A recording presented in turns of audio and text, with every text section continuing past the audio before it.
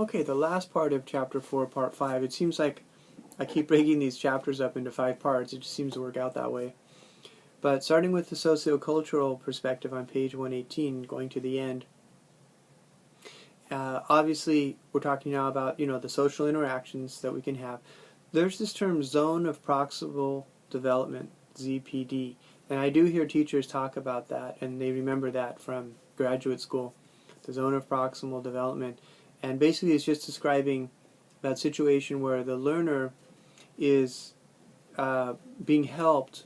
Usually traditionally they're like helped by their teacher or their tutor, and that the teacher is not being too hard but not being too easy, and just working exactly at their level to help them improve the language. And it's like the ideal situation for a student, basically, and without being overwhelmed. And other terms, obviously we want students to speak more in class. Sometimes I'll have a speaking class, but it's usually like speaking listening class. And sometimes I'll realize halfway through the class that the students haven't really had a lot of opportunities to speak. And of course I feel really bad because this is a speaking class. But sometimes, between the listening and the doing vocabulary exercises, sometimes you can overlook just the basic idea that students are there to speak. And I just have to step aside and put them in their groups and let them go. But some students, they don't complain because they're hesitant to speak anyway. So they're like, fine, but we have to push them out there. And then collaborative dialogue, when the students are in a group, but they're working together. Like we had mentioned before, working on a task, working on a project. We do in our program a lot of group projects where the students put together a presentation, or put together a court case, or work together, to prepare for a debate. Anything where they're working together, without them even realizing it. We have a reason that we're doing that.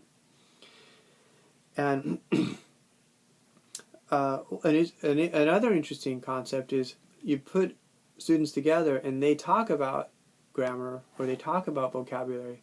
So it's kind of a combination of language practice and focusing on form.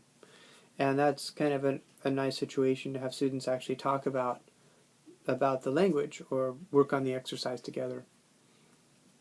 In summary of the whole chapter, we've talked about sort of the social environments and instructional environments, which is the classroom. And as we always say, we're always trying to turn the classroom into some sort of real world type of environment as much as possible. It's interesting that there is a lack of agreement among professionals and experts as to the best way to teach language. I mean, it's still very debatable. People agree and disagree. People want to go back to older methods.